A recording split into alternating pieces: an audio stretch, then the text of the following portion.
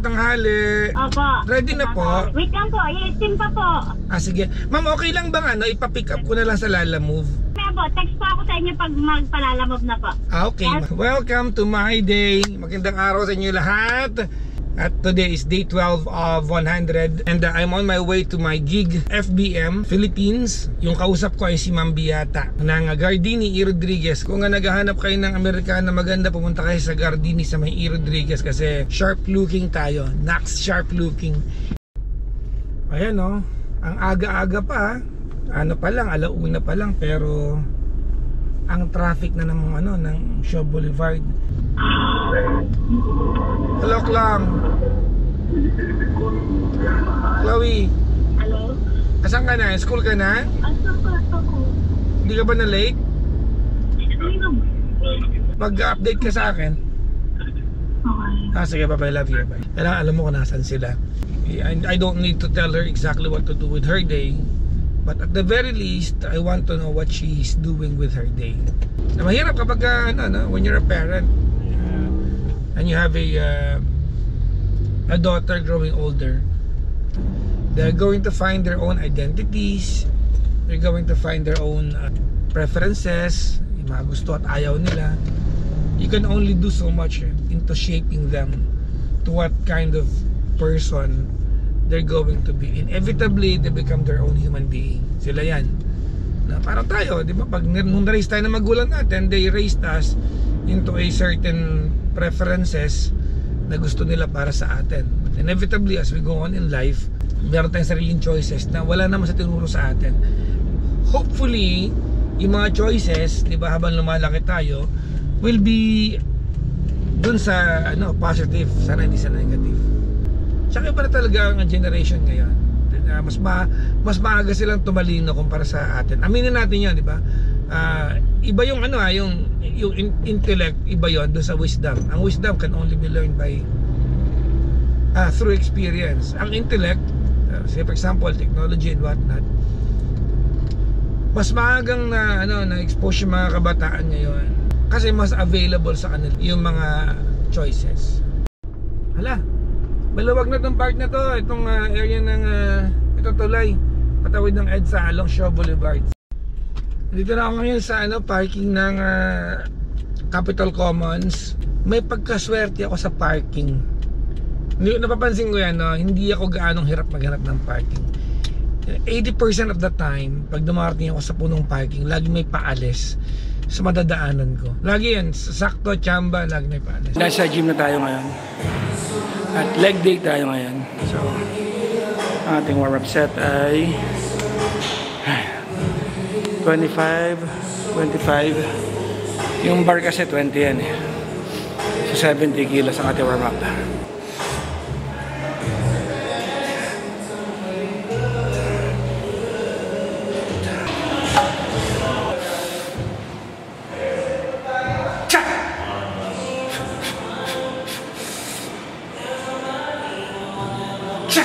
Leg press tayo.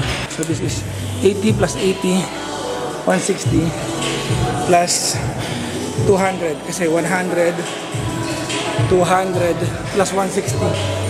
So bali to 360. Magdagdag tayo ng 20 every set kasi 3 sets tayo. Alright?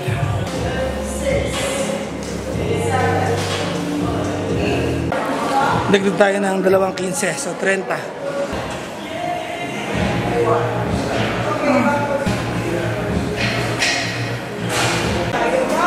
Alright, dagdag tayo ng 20, 2.10.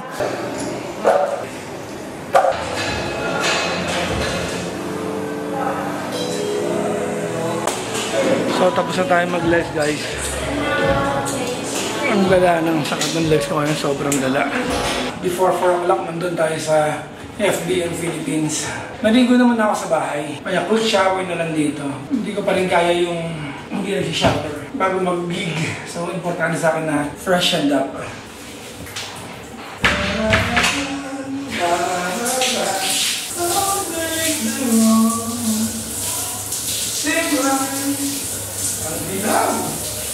Tagal naman ang set ng hapos. Init! Ano ba ito ah? Parang malaga.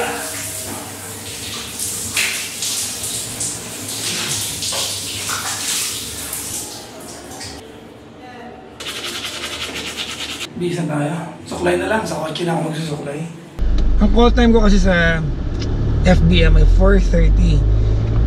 But only because I have been doing this for so long now, kaya siya 4:30 kasi marami mga briefing and whatnot. Yung briefing, hindi ko na ginagawa weekly kasi alam ko na eh. Kabisado ko na yung flow ng program and whatnot. So, konting sound check na lang, konting mic check. And then, good to go na ako. Hello? Oh, hello Nak. Asan ka na? Pakatapos lang kumain. I-update mo ako ha? Sige. Okay, sige, bye-bye. Ingat ka. Mag-update ka sa akin. Bye-bye. Love you. Okay, bye. Sakto. 4 o'clock na. 4:05. I'm too early for the gig. But, I have time na kumain at bungaba yung kinain ko. Parang hindi naman ako bunsol habang naka-live. Hello. 42nd floor. So, ito yung Hello. Ito yung pinaka-studio natin. Just like every week. Yan. So, nakaset up na sila. They come in really early. Ako, 4 o'clock ang aking call time. So, ang pagkain natin ay binuguan. Binuguan na gawa sa beans.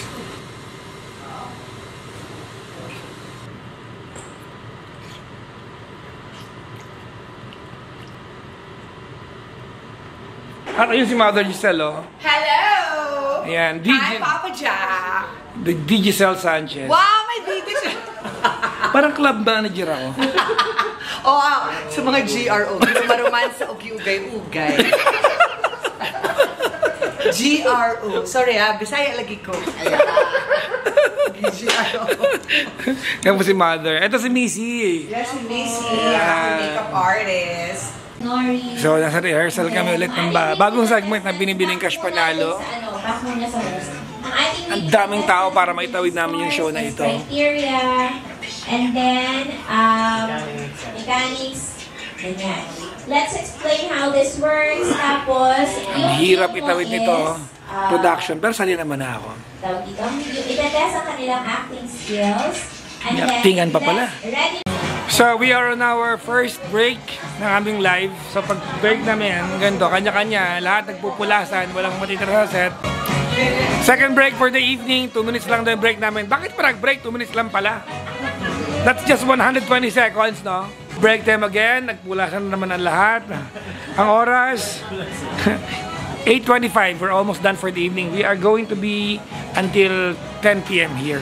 Ayan, nakikinig ako kay Gandang Kara. Pupunta na ako ng energy office ngayon. At ako ay pagod na. So, arrived tayo safe and sound. And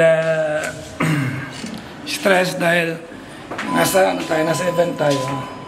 Kanina, may mga fans na gumagawa ng issue dun sa hosting natin. Anyway, panoorin nyo na lang sa Energy FM. I-upload naman namin to. Diba? Yung gumagawa ng issue na I intentionally leaned on a girl daw sa live. Ayoko nang ganun. So, we are going to address that on air. Ay, hello. Andito na ako. Naka-vlog ka pa talaga, ha? Yan. Fairness, ha? Tapos na yung aking day 12, yung Friday night ko. Maraming salamat sa panonood ng vlog na ito. Thank you very much. Anong masasabi mo day 12 na ako?